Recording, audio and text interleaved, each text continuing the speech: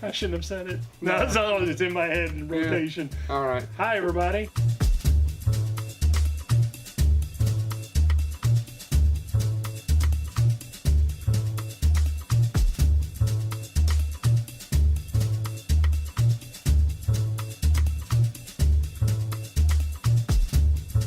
Welcome to Bonehead. Today's special guest star is... Bart Mixon. Bart Mixon is who? He is a makeup effects artist. And he's going to be talking about such films as Robocop, Ernest Scared Stupid, It, and Texas Chainsaw Massacre Part 2. This man has worked on everything, including Marvel films that we're going to get in on the second part. This will be the first part. He's one of our favorite guests that we've ever had on. He's a fascinating guy. Very fascinating. Think you're going to love it. You may notice that James isn't on the couch with us. He will be during the show. Why isn't James on the couch with us? Can't say You it. can say it. He's got gangrene in a certain area that we shall not mention. You said Wang. He said it. James Thomas has James Thomas has gangrene of the Wang. I mean, it's okay. He already has 2 kids, so he doesn't really need to procreate anymore. Ooh, look, there's my foot, Carrie Birchfield. You had to talk That's an sexy inside- to that pencil sharpener. That's it. Enjoy the show. His penis has never been sharper. Bye. This is Bart Mixon.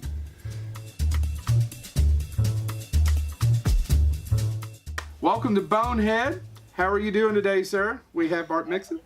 How are you? I'm very good, thanks. How are you guys? We're doing well. We're doing well. Makeup effects extraordinaire. I Bart know. Mixon. Bart Mixon. We're going to talk about so many movies. Thank you so much for coming on our show. Thank you so much for waiting on us to get through all of this that we're not going to bore our audience with. We were just sitting here before we started filming, admiring all your art and posters in the background. Oh, cool. Is this your office? Yeah, I guess we could call it that. My comic book room, my office, my whatever, man cave, whatever See, you want to call it. Yeah, We call where we're at right now the dork hole. Yeah. There you go. If you could see around, it's about 360 of one sheet theatrical movie posters. Several of them, ones you've worked on, sir. Yes. There's the Robocop, if I could row right over here to my right. So, to get started, I'd like to just get in the beginning. Where did you grow up? How did you get into the business? I grew up in Houston, Texas. Right. I was born in September 6, 1958. I've always been a comic book movie fan. I think King Kong is one of the first movies I can remember seeing. I was probably 4 or 5. The good one, the original one. That made quite an impression. Jason and the Argonauts, a lot of the Harryhausen stuff. I remember Seven Faces of Dr. Lowe is probably the first movie I remember watching and realizing that this is an actor, playing multiple characters. I think Look magazine did a feature on it. Look or Life had I remember I was in Sunday school and they had, the magazine and it had Tony Randall and all the makeup. Yeah. So that definitely made an impression. Planet of the Apes in '68 obviously kind of pushed me a little further in that direction. And then reading about Rick Baker and Famous Monsters in 1970 kind of made it seem more obtainable because Rick was born in 1950, so he's 8 years older than I am. So here was like a long-haired kid, doing stuff that I thought was as good or better than like the pros. Like I think Schlock is a much better, sculpturally, just a much better ape than anything in the Planet of the Apes movies. No offense to Chambers and all those guys. So that I was like, wow, if a kid can do this, maybe I've got a chance. But the problem was that I lived in Houston and the film industry was in LA. So I had that hurdle to overcome. But anyway. It's a funny story. John Landis said the same thing. He went to John Chambers to have the suit made. He's like, well, I can't afford that on the budget. And then, Rick Baker ended up building it. So that's fascinating. Right. So what spurred you leaving Houston to go to LA? Well, how did you make the trip? I mean, do you understand what I mean? Who did you do it with a friend? Did you just, I'm leaving, that's it, I've got $50 in my pocket?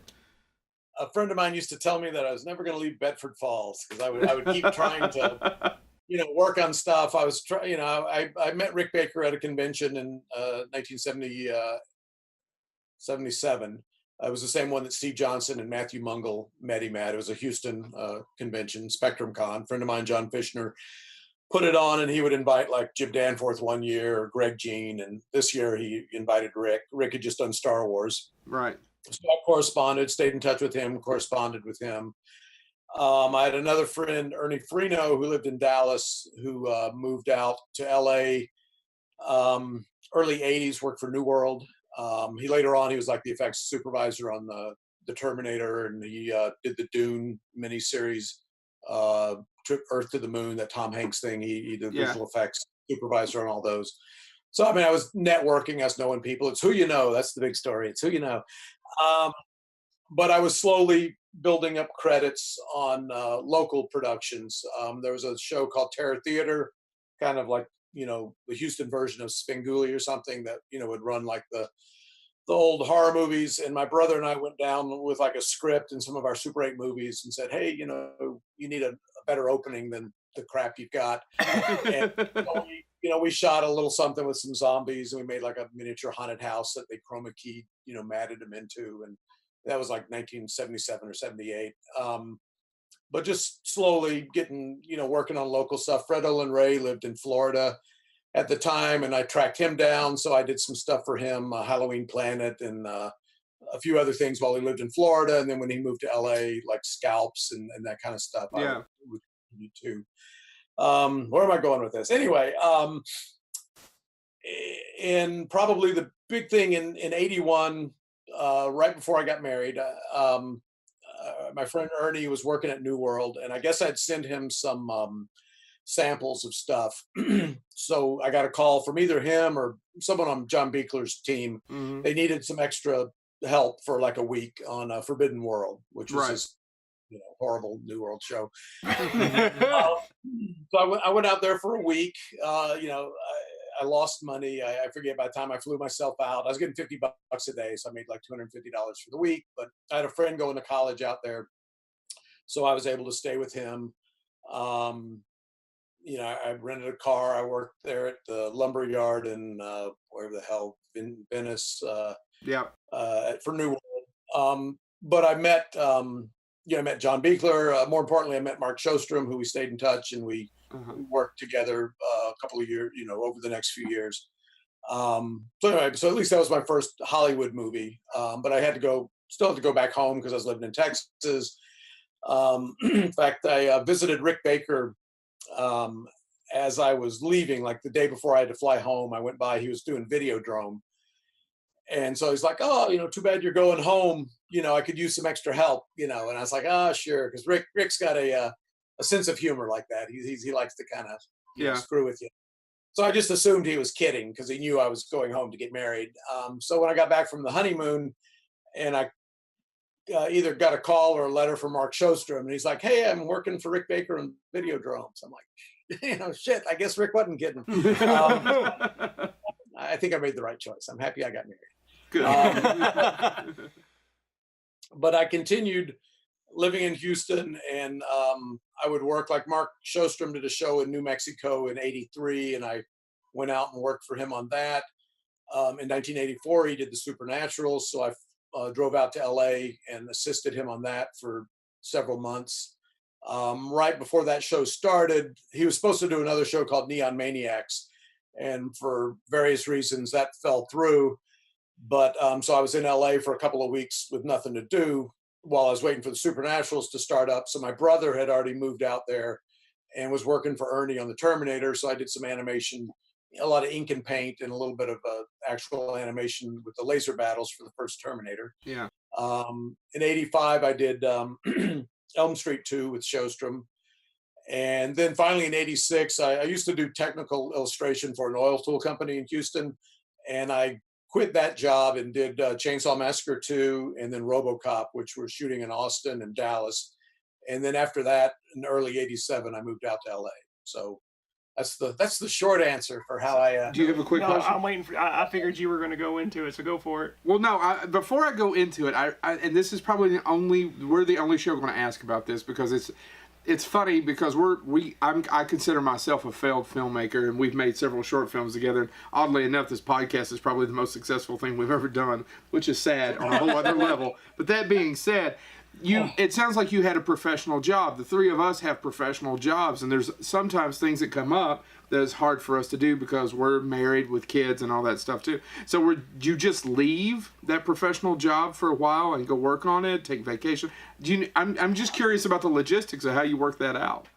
Right. I pretty much was the graphics department. It was a small company. Right. But my supervisor, they would give me leaves of absence. I'd say like, hey, things are kind of slow. I'm all caught up with, whatever. Could I take, 3 months off? And, and they're like, oh, sure, why not? So it worked for them because they didn't have to pay me. Right. But there was, after we did Elm Street 2, we're sitting there. It hasn't come out because, we literally just finished shooting it. And then From Beyond was coming up. Yeah. And so I was like, hey, Mark, we just did Elm Street, what better calling card, because at least it's a big, everybody would know what that was. So I was like, we ought to, call about From Beyond, the new Brian Used Stuart Gordon movie. And for whatever reason, Mark's like, if you want to call, go ahead. So, he goes, I'm not going to, he's like, I'm not going to do it. But he goes, if you want to do it. So I picked up the phone and called. I said, we did, explain who we were, what we'd done. They said, they'd like to meet with us. So I don't know why he didn't, I probably shouldn't tell this story anyway. I will. I don't know why I went to the first meeting by myself. I'm not sure why Mark didn't go. But so they loved our stuff. I brought Mark in on the second meeting, along with a lot of the props and stuff that we built, for the Jesse transformation. They loved that. And so everything was falling into place for that one. And then, like this company I work for in Houston, they were kind of like, well, what's going on? Are you coming back? Are you, still work here?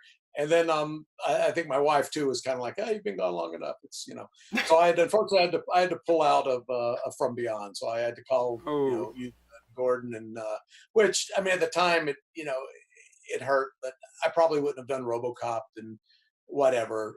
It's the old, what's that story, the nail, or if not for a nail, this and this could have happened, but I think I can clearly point to like, well, this and this wouldn't have happened. Yeah. So I'm happy with the way stuff turned out. I'm still married. So that was an important thing. So but at the time, it kind of, it was like, crap, because it was like we were on a roll, but and then so like as Mark got like Evil Dead and stuff like that, I was like, I can't go work on that either. But again, a year later, I'm doing Chainsaw 2 and then Robocop. So I can understand, because you're sitting there talking about Showstrom. And by the way, if you talk to him, tell him the Boneheads would love to talk to him. He has told us no more than once about coming on the show. He said he doesn't talk about the old movies anymore. No. I love talking about it. Everybody's, whatever. It's unfortunate. It's okay. We had a screening in Planet of the Apes a couple of years ago, and he and I met down in Hollywood, the Egyptian, to see that. And we keep missing each other. We keep trying to like have lunch. There's a third friend, Gregor Punchatz, that worked with us on Elm Street 2, and I got him on Robocop and Ernest Scared Stupid and stuff like that. And so Greg's out here now, so we keep trying to get the three of us together for lunch, but I'm out of town, or Greg's too busy, or Mark can't make it, or whatever. So it's just logistically, it's I understand. Difficult. And I wasn't, and God bless him, he did some great work. We'd love to have him on the show. It's just funny you keep bringing it up, because it was leading into, I can't believe you didn't work on Evil Dead 2. It was shot in North Carolina, correct? I believe, yeah. I believe it was. So you were talking about working with him, and I was like, I know he ran special effects. So that's going to lead into, what was it like being on set on Texas Chainsaw Massacre Part 2? How high was Dennis Hopper? How crazy was Toby Hooper? Just any good story you have, we'd love to hear. We love Chainsaw. We love good Cannon stories. We've had several people on the show that have worked with Cannon films more than once, and always have some great stories about talking about Golan and Globus, Menachem. Right. I don't think I ever met those guys, thankfully. I Backing up a little, I'd been corresponding with Savini for a couple of years since before Creep Show. I remember sending him a package of my work when he was before he was crewing up for Creep Show, Yeah. and he was like, oh, it's too soon for me to hire anybody, but you're definitely in there. So I'm like, hey, great. So then I was like, well, I'll just kind of wait for him. I don't want to bother him. So a few months go by and I never hear back. So then I called him back and he's like, oh, no, I've already got my crew. I'm like, what? Yeah. So similarly, when I heard Chainsaw was coming to Austin. I'm lived in Houston, so that's only a couple miles away. Thankfully, my brother lived in LA by then. He moved out to LA, and I've got a twin brother, Brett, who Right. he doesn't work in the biz so much anymore, but for about 20 years, he was over at Fantasy 2 doing animation effects like Coppola's Dracula and the first two Terminators, and lightning and laser beams and title sequences and that sort of thing. So Brett had moved out in '82, so he knew a bunch of guys like John Vulich and Sean McEnroe and those guys that were on Savini's crew for Chainsaw 2. So I was trying, calling Tom, like, trying to, see if he needed extra help or whatever, and wasn't really getting anywhere. And Vulich finally told Brett to tell me, he's like, if Tom's never going to hire you like over the phone, you just need to drive to Austin and just meet him face to face, and then he'll hire you. So I was like, all right. So that weekend, I drove to Austin, met with him. He's like, all right, start Monday. So then I drove back to Houston. I quit my job. I was at that Lines, the oil tool company.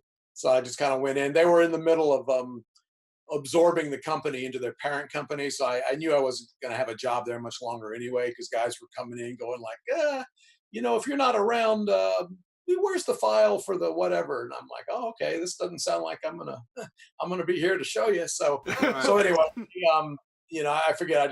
I packed my stuff and just drove in that morning and just said, hey, I quit, and then drove to Austin and started on it. So it was great. I mean, at the time, it was. Savini was Savini, so that was cool. I mean, I was a fan of like Creepshow had been out by then, and he was the king of splatter and all that stuff. He would walk around with his deal memo in his pocket and whip it out unprovoked and show us how much money he was making, which I'm not real sure. We have all met Tom Savini several times, and we're fans. It's a good thing we're a fan of the work. I can see that happening. Do you understand what I'm saying? Yeah, and I mean, I was getting like $500 a week, and I was like the lower paid guy. I remember one time Vulich was telling Tom was whatever, riding him about something, and Vulich is like, Tom, you're making more in a week than I'm making on this whole show, so just get off my back. Yeah. But he was I thought he was a good boss in terms of he had a great crew. I mean, John Vulich was great, Mitch Devane, Sean McEnroe was one of Rick Baker's guys. So they had dealt out or divided up all the work before I got there. So Sean had Chop Top, and Mitch had Leatherface and the Hitchhiker puppet, and Vulich had Grandpa, and Gino Crognoli was doing the skinned I forget what his name was, the guy that gets the Stretch's friend that gets killed and skinned. Oh, what is his name? I don't remember either. Yeah, anyway, it doesn't matter. But so I was doing a lot of lab work, running foam, and there was one bit that I did get to sculpt. There was going to be a parking garage sequence where the Saw family kills a bunch of UT students, or like a drunken college students. I guess some of it's still in there, but specifically, they had a scene where a guy got his hand cut off, and then the hand was going to be, twitching on the ground and like flip him off or something. And so they brought in a real amputee, which I didn't think was a good idea, who had recently lost his hand. So I'm taking the mold of his stump, and I'm like, are you going to be, cool with this? And he's like, are you kidding? This Chainsaw Massacre 2, this is going to be great, and so I make a prosthetic, severed piece to go in his stump. And then I think it was John Vulich was going to play the hand laying on the ground. So I did a corresponding piece, because it was the hand up through the fake set. And, we had the corresponding severed piece to go on that.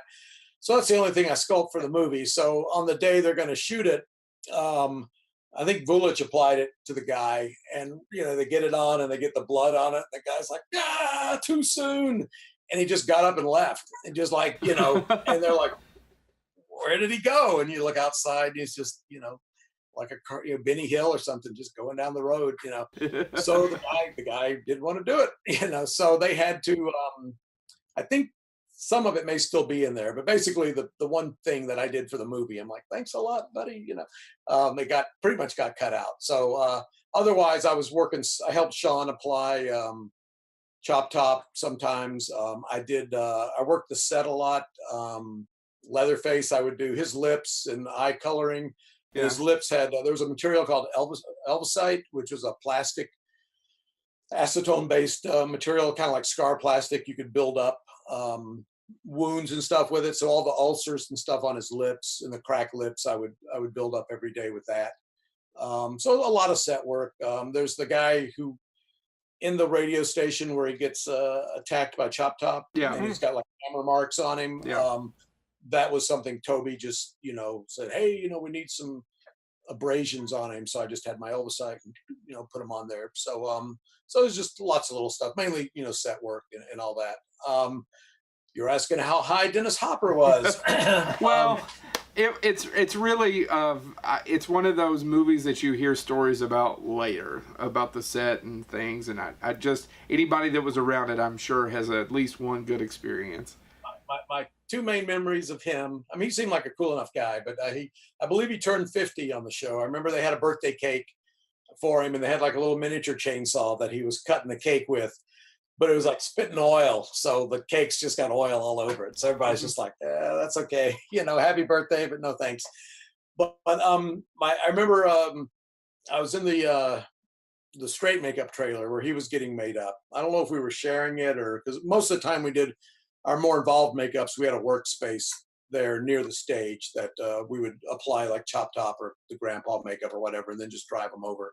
In fact, we were driving Chop Top to set one day, and Mosley wanted to get some smokes, so we pulled off at a like a truck stop, and he goes in to get some cigarettes, and the guy wouldn't make eye contact with him. He's just like, oh, is there anything else you need? So, we thought it was real, so we're like, oh, okay, this is great, But so anyway, we're I'm in the trailer prepping or whatever, and Hopper sits down, and I forget the straight makeup artist, but she's doing his makeup. So she's like, gets the sponge with the foundation on it, and she's like going to put it on his face, and he like recoils back. He's like, what are you doing?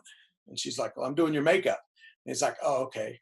So then she kind of loads it up again and comes at him, and he's like, what are you doing? Every time she'd come at him, he'd flinch, and he was that high. So, yeah, go ahead, James. I've got to ask one question. Going back to the amputee story. Right. When he fled, did he take the prosthetic with him? As far as I know, I mean, I wasn't. Vulich was applying it, and I think I was like outside, like kind of coming in. Hey, how's it going? And the guy like goes past me. And so yeah, it wasn't like, I don't think it was like, oh, please take this off, I can't do it. I think he just like physically, just got up and out of there.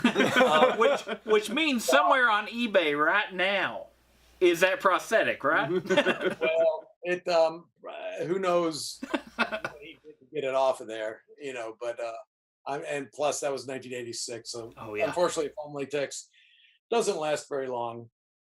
So I'm sure it's all rotted to hell. But he's got a good story if he can talk about it. No, it is. So one of our favorite movies of all time, all three of us, is Robocop. And I've read so much about it. And it's another one of those sets. Paul Verhoeven, I'm a huge fan of Verhoeven. I'm a huge fan of just listening to the man on documentaries. He's just so insane. So yes. I've read many times it was a very troubled set, right? Lots of different things. I've read people thought that there was really no one in charge and that this was going to be a horrible movie. And what it turned out to be was really one of the best films of the 80s. Oh, yeah. No, it and The Thing are probably the two. And I purposely agree. Both of those over Blade Runner. But yeah, no, I thought it was great. To watch for fun, to watch just to sit down and enjoy, I prefer both of those over Blade Runner as well. Yes. Right. There we go. My son loves Blade Runner, but that's another conversation. I appreciate Blade Runner, but does anybody ever sit down for Blade Runner for entertainment? Do you know what I'm saying? Yeah. But it's a beautiful film. I mean, Doug Trumbull's, effects, Right. Mike Westmore's makeup effects and everything. It's a great film. It's just, Right. give me Thing or give me Robocop. So. I totally agree. 100%. But anyway, talk about how did you get on the RoboCop and talk about your experiences, please. Well, let's see where to begin. Again, I met Rick Baker in '77. I used to go out. I'm backing way up. I used to, even though I lived in Houston, I'd go to LA in '78, '79, and '80 just to visit like Rick and Tom Berman and Dave Allen, whoever, Greg Jean, whoever would let me come by. So I think it was on the trip in '78. Rick gave us Rob's phone number and said, you ought to go see Rob. So I met Rob on that occasion. I think he had just done Rob Bottin. Yeah. He had just done Humanoids from the Deep, but he hadn't started The Howling yet. So I remember later calling him and they were like sculpting werewolves and stuff. So I kept in touch with him, but not to the extent that I did with Rick Baker or like Mark Shostrom, because I was actually working with Mark. But anyway, so now it's summer of '86. I had been done with Chainsaw for, I don't remember the exact timeline, but I know I was home from Chainsaw. It's a Saturday night at midnight. I'm like watching Saturday Night Live and the phone rings. And I'm like, who the hell's calling me at, midnight on a Saturday? Hey, it's Rob. I'm in Dallas. I'm doing Robocop. You want to come up and work on it? I'm like, yep. So I went up there Sunday and had a meeting and started Monday. Yeah. So again, I'd known him. So they brought most of the team from LA, like Stefan Dupuis and Margaret Prentice was out there for the first week. And she did like Beetlejuice, and she did Ron Perlman for Beauty and the Beast. And I worked with her a lot on over the years. She used to be Rob's main painter. Like she painted everything on The Thing, and she like the paint designs for Legend and all this stuff. So she came out the first week and did all of the ER stuff where Murphy's coming off the helicopter and going through the hospital. And I don't know if the plan was for her to be on for the whole show, or if it was just for her to do that first week and then be replaced. But she was also, I guess she won't mind me saying, she was pregnant at the time, and Dallas in the summer is hotter than hell. And, so I think it was just, just very uncomfortable for her, to be there anyway. So I don't know if that had anything, I'd heard that was part of why she left, but it may or may not. But anyway, basically she was there the first week. Stefan needed someone to help him with the just suiting up Peter and when we got into the prosthetics. So Rob was like, hey, this guy in Houston, so it was pretty much, happened that quickly, that. So I was on, we weren't into the prosthetic stuff yet. So I was helping, suit up Peter. I remember after the suit was a little tricky to put him in it. There's been stories like, the first time they dressed him, it took 10 hours, which it's kind of true, but it's not. Because when I came on, we were shooting him in the cage at the police headquarters. I'm sure the first day they put him in the suit, because they took his life cast and stuff, and then they built the entire suit without having Peter accessible for any fittings or anything like that. Right.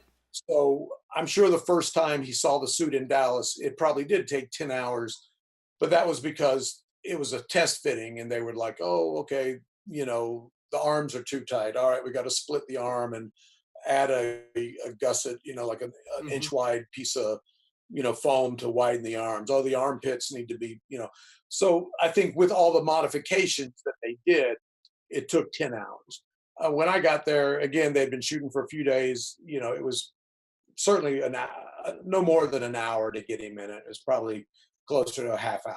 Right. I remember the first time I helped suit him up, and then Peter was like, I don't think this Bart guy is going to work out. He doesn't seem to be getting it. I'm like, hey, come on. It's my first time.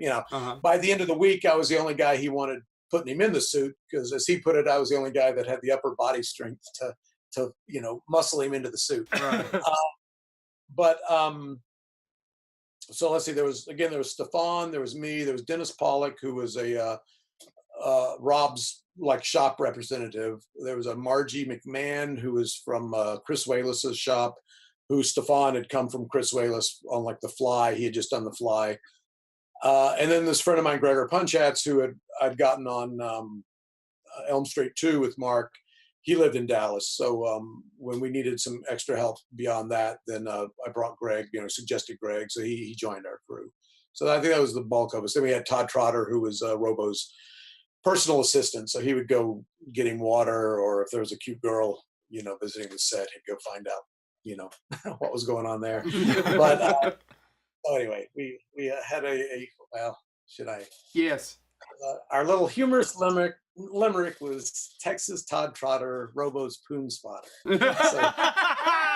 So he would go find the girls for. Anyway, Thank you so much just for that.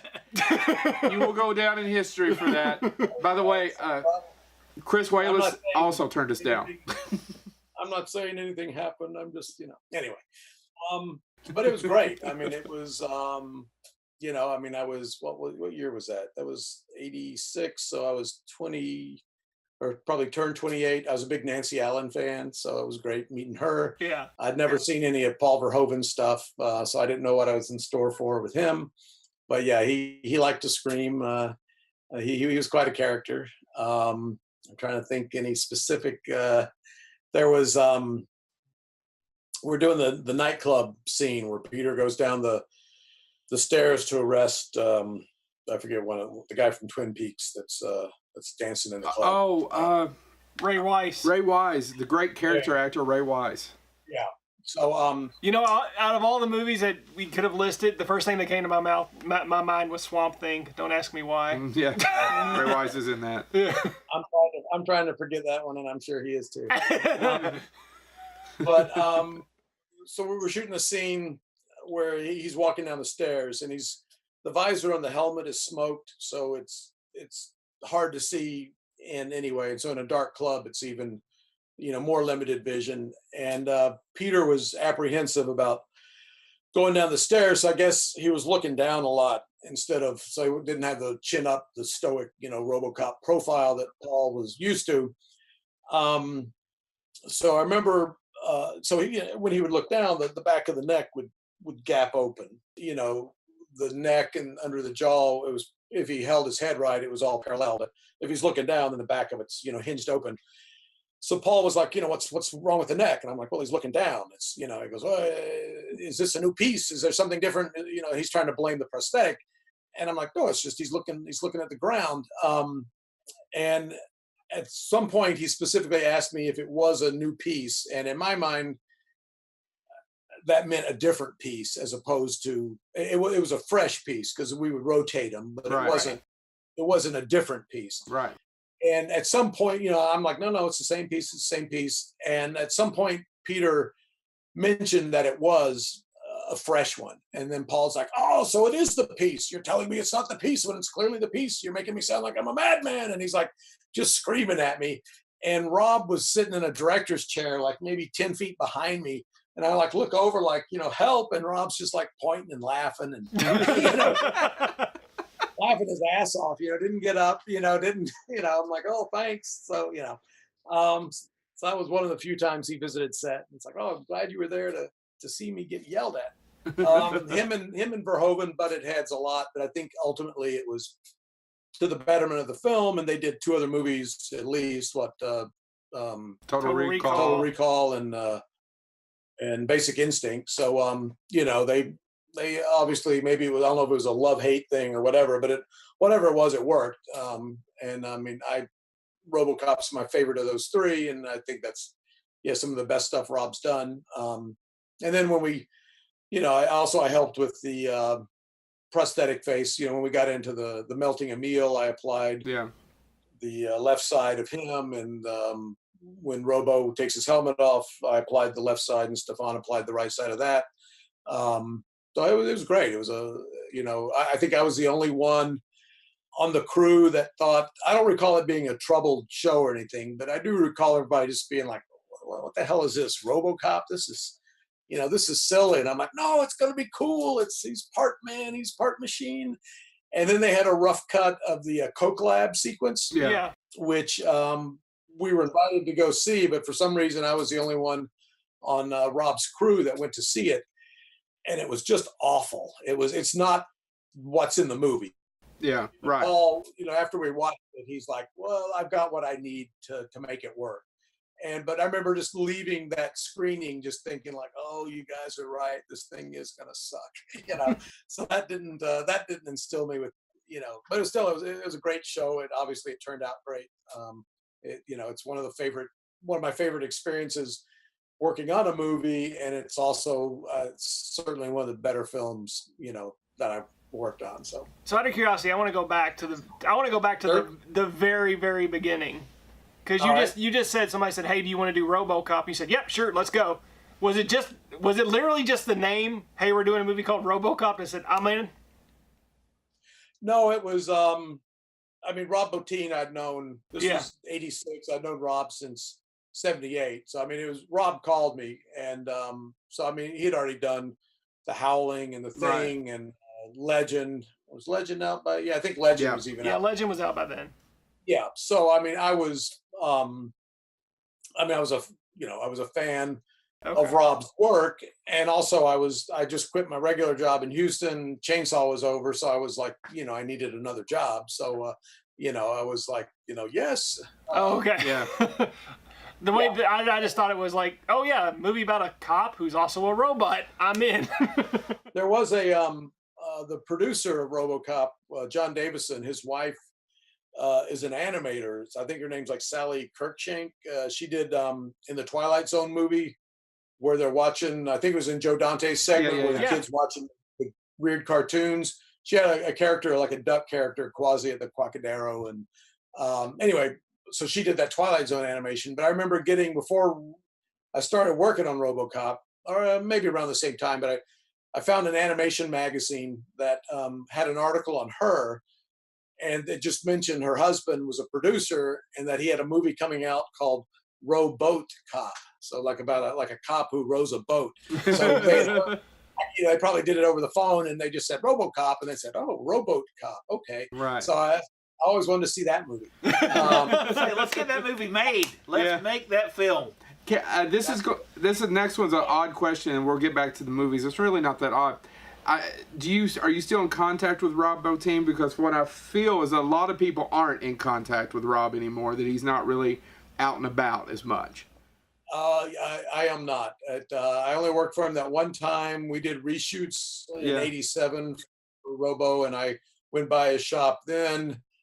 And I remember speaking to him a couple of times after that. And then, probably about the time I was working on Gremlins 2 was probably the last time I actually spoke to him.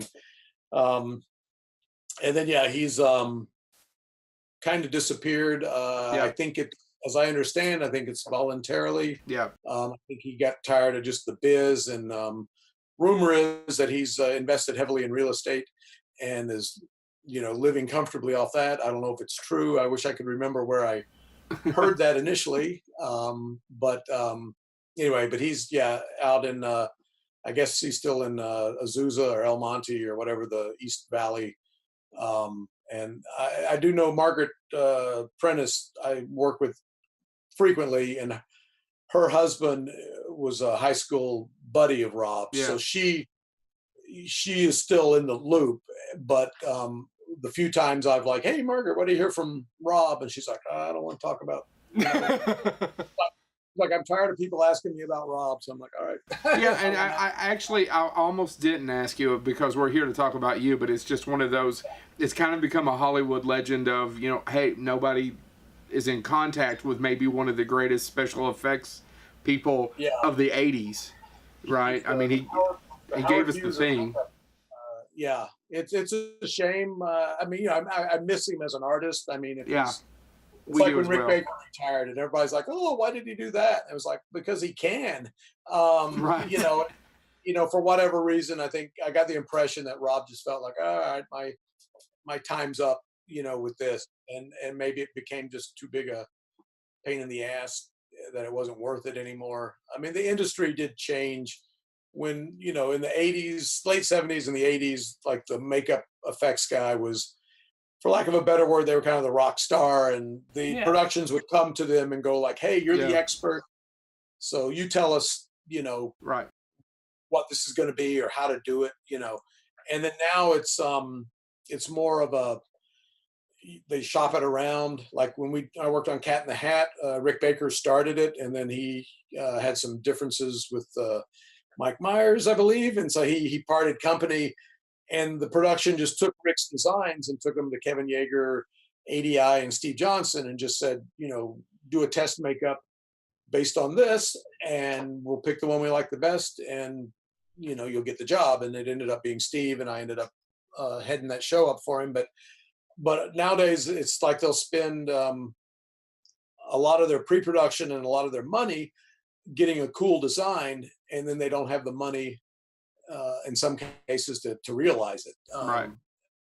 Or and again, they will bring these designs to a shop and just say, here, we want you to make this.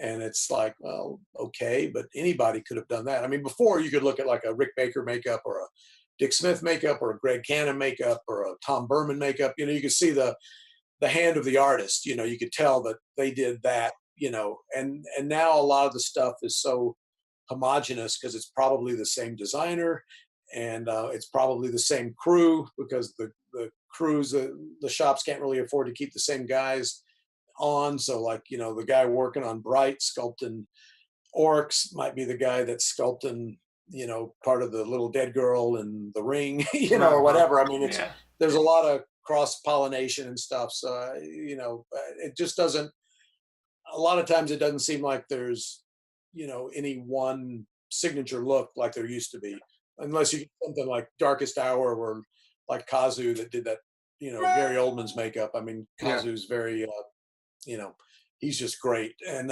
so, sometimes you can be like, wow, that's just so amazing. That had to be, whoever. But anyway, so it's different. So that might have been part of it too, where Rob was just like, oh, you know what? Goodbye. Hey, and I'll end that whole conversation about both of them here. What does Rob Bottin and Rick Baker have to prove now?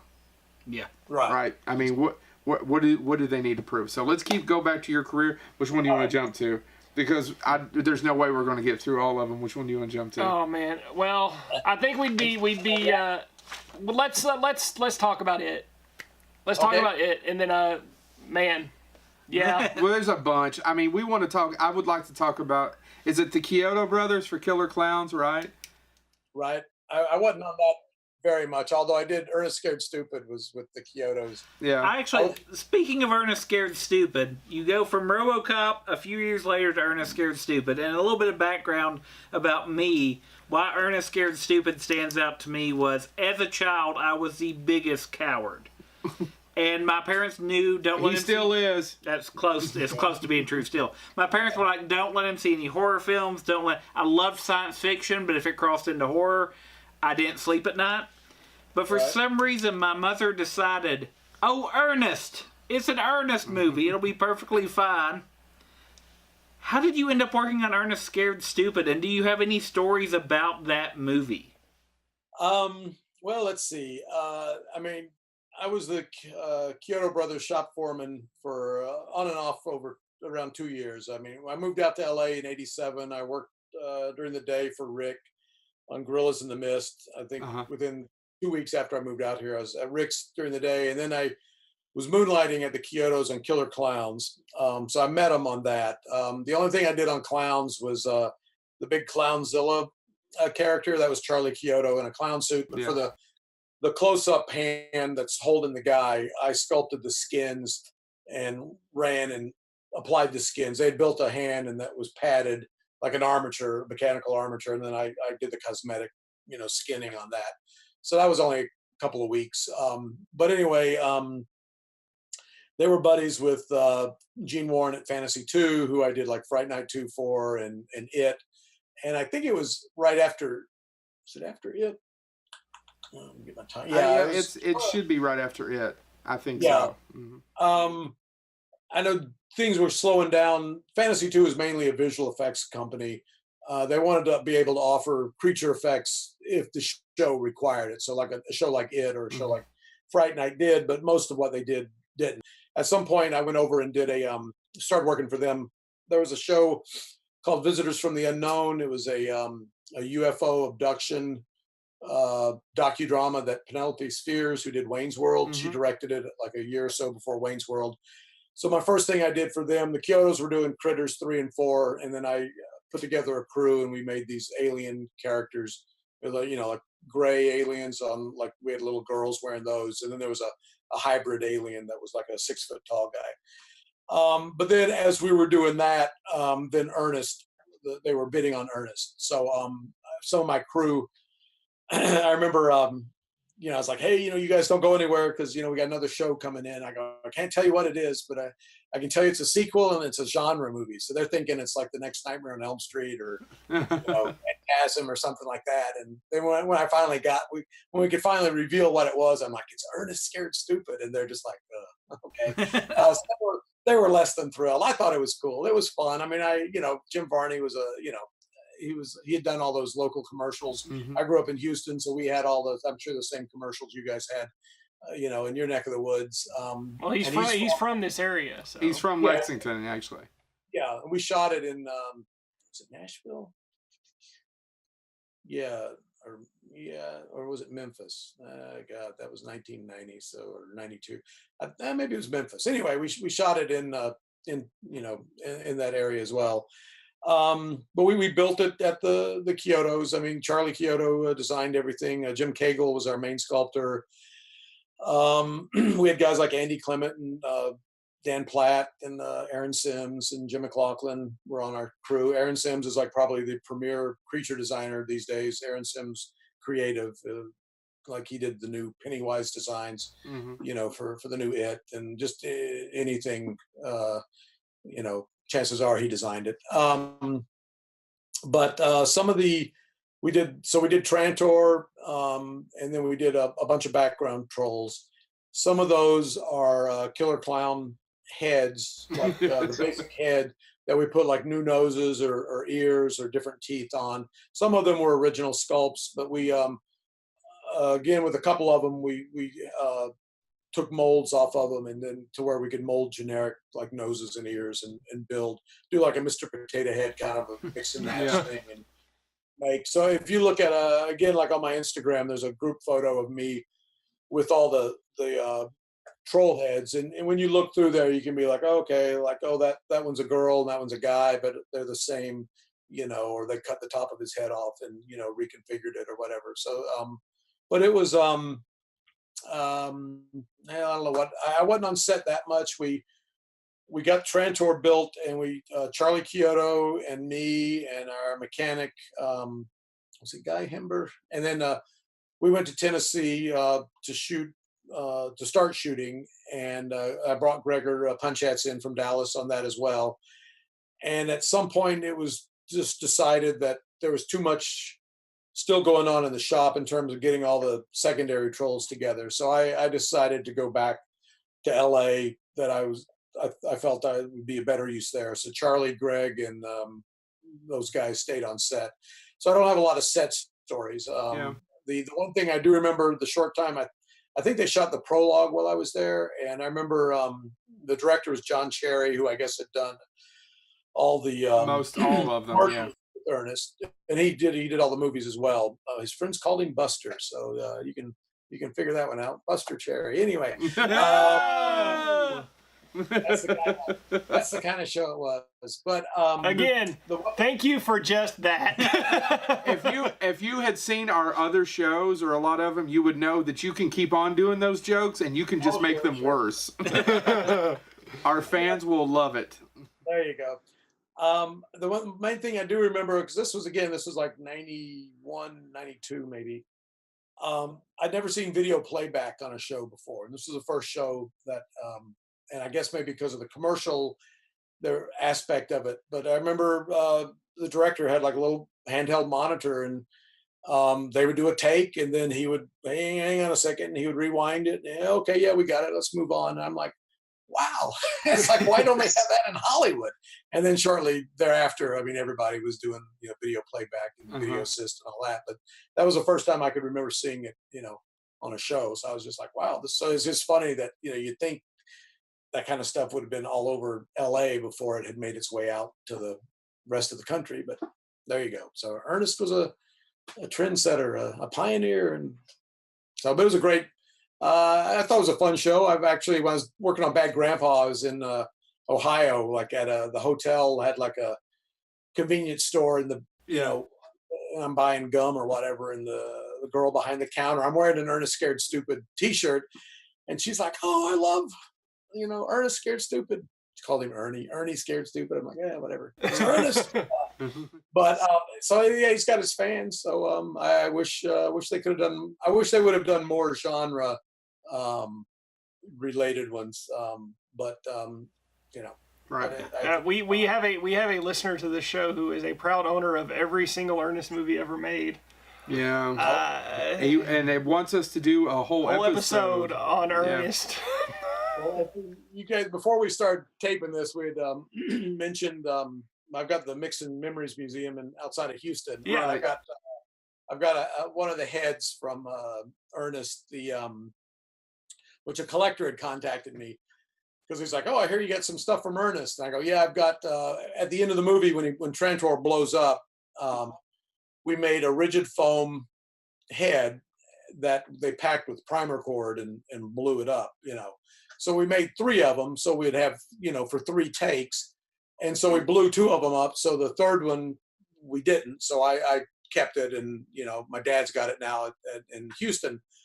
But I remember this collector, I hope it wasn't one of you guys, but no, he's, he's like, oh, I'm looking for screen used stuff. And I go, well, I got, explain what it was. And I go, obviously it's not screen used because the screen used ones are in 1 million pieces. And he's like, well, if it's not screen used, I couldn't offer you top dollar for it. And I go, well, first of all, it's not for sale. It's like, and either you don't understand or you're just trying to screw me over on the price. But it's, if it were screen used, it would be literally a pile of crumbs. Right. And we were going back and forth on these semantics and stuff. And I finally was just like, look, it's not for sale. Leave me alone. It's as close to screen used as you're going to get because the other ones were vaporized. So, you want to go to it? Yeah. You're the fan. There's an Ernest fan. So, all right, let's backtrack a year and let's talk about it. We have to talk about it. It's on your chest, for God's sake. And let me tell you that I want to get this off my chest. Yes, I love the fact that you worked on it and Fright Night too, because I'm a Tommy Lee Wallace fan, and Tommy Lee Wallace is from Kentucky, like Carpenter. John Carpenter is also from Kentucky. I knew they went back. I didn't know they went that far back. Yeah. I also did. I did 4 shows for Tommy. We did Fright Night 2. We did It. We did Danger Island, which I think is also called The Presence on videotape. It had Gary Graham. It was basically Lost, 10 years before Lost. It's a plane load of people that on a deserted island and weird crap happening. And it's like, gee, what was J.J. Abrams watching? Right. when he wrote Lost. And then he did a thing called The Sea Will Tell, and we did like a severed head for that. So what do you want? What do you want to know about it? Everything. How did you get the job? What stories do you have working with Tim Curry? I mean, it really is one of those things, and I think, so I'm 40, you're 30. I'll be 38 next month. 38. Yeah, ballpark the same. And James is 52. Yeah. But it was one of those things we watched right at those times where it melted our brains. Well, and when it came on ABC for the miniseries. And our producer Haley, she's 25 and she loves it. I mean, it's one of her favorite movies. Old one or the new one? Yeah. She loves the old one, and I enjoyed the new one too, but yeah, it was fun. I appreciate. I'm a little envious of the new one because ours was a 3-hour miniseries. Yes, right. Over 2 nights. It was in a 4-hour time slot, but it's about 3 hours of content. The first movie was the first that just came out. That was probably 2 hours and 15 minutes. By the time they do part 2, they're going to have like a 4.5 hour venue to do what we had to do in 3 hours. Plus, we were saddled with 1990s network television censorship versus, hard R. I mean, Right. I thought they did a good job with the new one, and I was a little envious. Yeah, because you were trying to do a scary TV movie in the age of Full House and Family Matters. So On the same network. on the same network, yeah. As Full House. But the thing about that is, though, I mean, I think the amount of people who have phobias of clowns have went up dramatically, and I think so many people bring up It. Specifically, your version of It. Well, cool. Thank you. I'm glad to have been able to contribute to that. Let's see. Well, how did I get it? Basically, I mean, I'd done Fright Night 2 for Fantasy 2, and that was a Tommy Lee Wallace show. So when Tommy and the working relationship, Gene Warren Jr. was the head of Fantasy 2, and he had me set up the creature shop for him. So the whole working relationship between Gene and I and Tommy worked out well enough on Fright Night that when It came along, Tommy came back to Fantasy 2, and then Gene approached me with it. I don't remember, because Tommy doesn't remember this, so maybe it wasn't strictly Tommy that brought it to Fantasy 2, because I can remember the first time Gene Warren and his partner Leslie Huntley, ran the company, and I remember when they gave me the script to read, it was like a 6-hour miniseries. Yeah, it was like a 3-part, thing, which I wish I'd kept. I thought I kept that draft, and it's probably sitting in my file somewhere, but I have no idea where. I've looked for it and I can't find it. So, can I stop you 1 second and ask for a clarification on that? It was it Lawrence Cohen who wrote the original draft of that, and then Tommy came in and rewrote it? Is that am I remembering that right? That sounds right. I know the ones that we shot with were definitely Tommy had done a rewrite on. Right. And it's been so long. I mean, it was 1990, so I don't recall. Sorry, and I didn't look it up. Sorry, but I think it was Lawrence Cohen who did that, and they share a screenwriting credit on it. Right. Yeah, I'm pretty sure Cohen had done the 6 hour. It was the same writer, and I believe it was Cohen. Yeah. Yeah. But I was gonna say I do remember because I was familiar with the books. My brother was a big Stephen King fan. He would get first edition, hardbacks and all that stuff. So he had told me a little bit about it in terms of what I knew what Pennywise was. I knew about the shape shifting and sensing your fears and all that kind of stuff. But I remember asking Leslie who was going to play Pennywise, and at that time she said it was either going to be Roddy McDowall, Malcolm McDowell, or Tim Curry. People have mentioned that to Tommy. There's this It documentary, Pennywise, the story of It, that's coming out from Dead Mouse. I think they asked Tommy about that, and he was like, "Oh, I don't remember that." So maybe this was all going on before. Maybe by the time Tommy came on board, Tim Curry was always It, and we never did any. I never did designs for anybody else. I started doing, clown designs, and I was kind of like, well, until you guys cast him, it's kind of pointless, because I mean, like the three of you, what I would design, for one of you is not going to work on the others. Right. Because you want to use particularly with a makeup like that, you want to use as much of the actor's features in the design. I didn't want to just, put a big thick rubber head on the whole thing. My original so once we settled on Tim, we brought him into the shop. We took a live cast, we took reference photos. I started doing, got a headshot from the production. I started doing some design sketches over his headshot. Once we did the live cast and we got a plaster positive, I guess I'd gotten some feedback from Tommy at this point. So I made 3 copies of Tim's head and did what we call clay sketches, where you just do like a quick, rough clay sculpt. And I guess I'd taken the 3 favorite designs and roughed those in. And then I sealed them and painted them, and we took photos, and then I sent those to Tommy, and then he selected the one that the final makeup was based on. And then I resculpted that to be a makeup, which I'd use a different kind of clay, and there's just a whole different process where you can break it down into the various pieces for it to be molded into prosthetics. Right. The original design, he had a headpiece, he had the nose, but he also had cheekbones and a chin. It was supposed to look like, or not look like, but just be suggestive of the Lon Chaney Phantom of the Opera. Okay.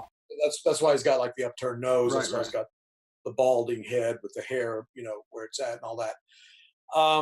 Once we produced the makeup, we went up to Canada and did a film test. They weren't sure if they wanted to use the cheeks and the chin, so we did on that day we did 2 versions. The first one we just did the nose and the headpiece, and Tim Curry had some thoughts on what he wanted the patterning on the face to look like. And again, there's pictures of all this on my Instagram, so I don't know if you guys want to pull those at some point to use to illustrate what I'm talking about. Yeah. But so the initial test was just the head and the nose, and again, Tim's thoughts on the paint, and then I added the cheeks and the chin. And my original paint scheme, I wanted like big blue, around the eyes to kind of suggest like eye sockets of a skull. There was the pattern on the lower mouth was going to come up, not all the way to the eyes like the new one, but it definitely was upturned to kind of suggest like the hollows of a skull, but without being blatant, about it. It was kind of a quick turnaround, so I didn't have time to quite do it exactly the way I wanted, but they filmed it, and then they decided to use just the lighter prosthetics and as much of Tim as they could, which in hindsight I think was the right choice. We did one more makeup test where we locked in the paint schemes. There's a photo floating around somewhere of Tim without the headpiece on. It's just him with the nose with a white face and with the like the blue triangles and whatnot. So it basically was just like 2, we had the one test and then we kind of refined it and then we were ready to shoot. So it was pretty straightforward. I mean, I did do generated a lot of 2D artwork, and then again, I did the 3 clay sketches, but I only refined one of them into a makeup. Now when he gets the battery acid in the face, at the time that I sculpted that makeup, I thought we were going to use the cheeks and the chin. So when he pulls his hands away, he does have a little bit more exaggerated cheekbone and chin because it was meant to echo that look. And by the time it was decided we weren't going to use those pieces, I didn't have time to resculpt it. And in fact, when we did the whole principal photography, we didn't shoot the battery acid look at all, and they were tempted to not even use it. They were just going to, have him jump down the hole, and it was all going to be just the regular clown look. But thankfully, Tim had, I'd brought the pieces up to Canada in case we got around to using it, but I guess we just ran out of time. So we shot it as an insert at Fantasy 2, a few months later.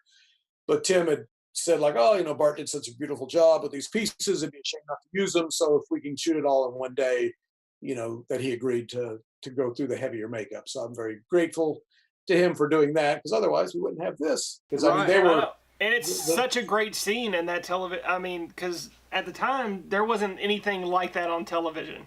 That makeup effect. Yeah, no, I would hate to think how that whole thing would have played out without that. But as to show you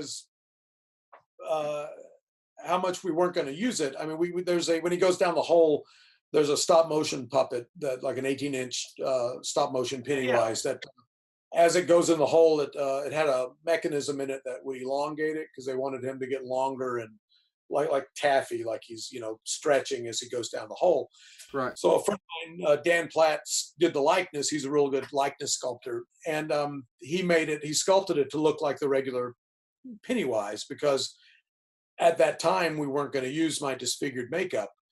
And then literally the day I was molding the front half, I got the front half of the sculpture for the stop motion puppet in plaster, and it's drying. And then they come back and say, hey, we're going to use your disfigured makeup. So I'm like, yay. But so then I had to take a life cast off this little 18-inch Pennywise and do a new facial prosthetic to replicate the battery acid look. So, but it came super close.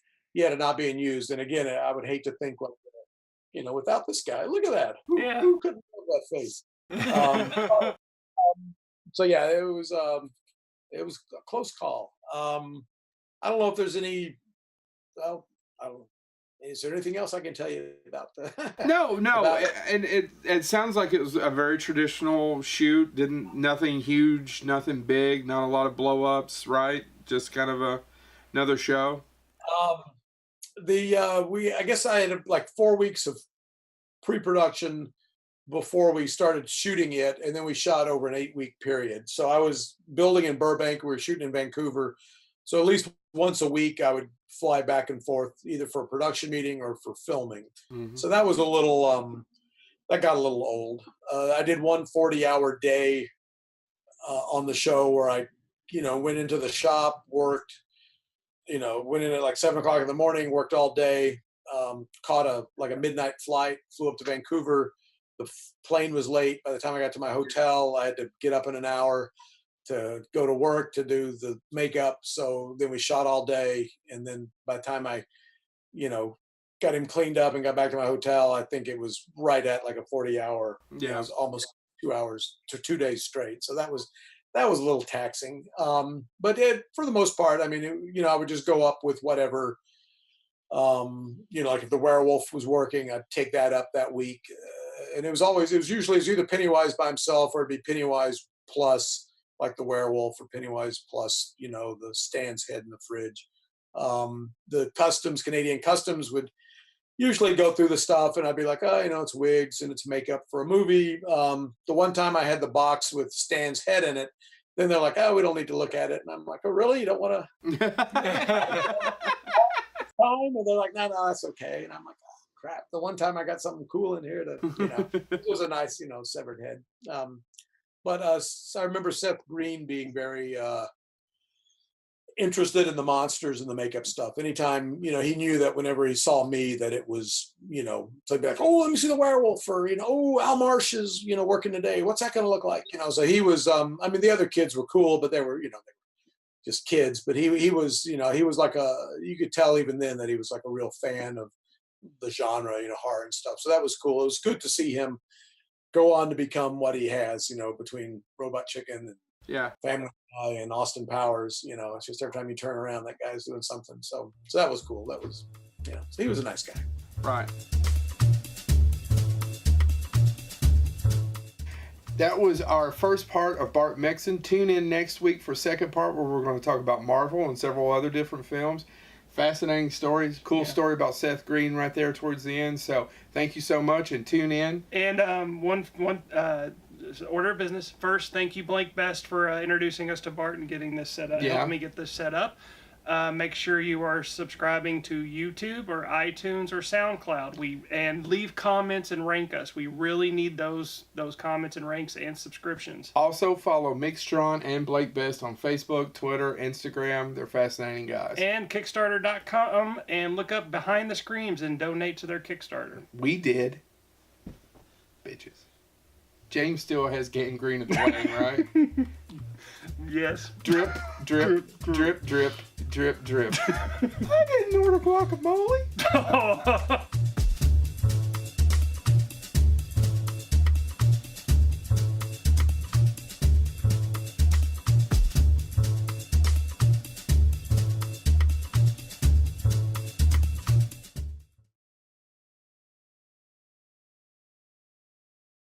Hey, welcome to Bonehead. Today's special guest appearance, Bart Mixon.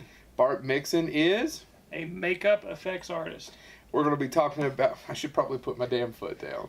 Oh, look. Yeah. My foot's up here in frame. My dear Carrie baby. Birchfield's going to pee pissy later on in the top bag comment. Look at me, my traffic cone foot's up. Woo. Oh, my God. I feel like I need to drive around it. Oh, they only see the black and the white.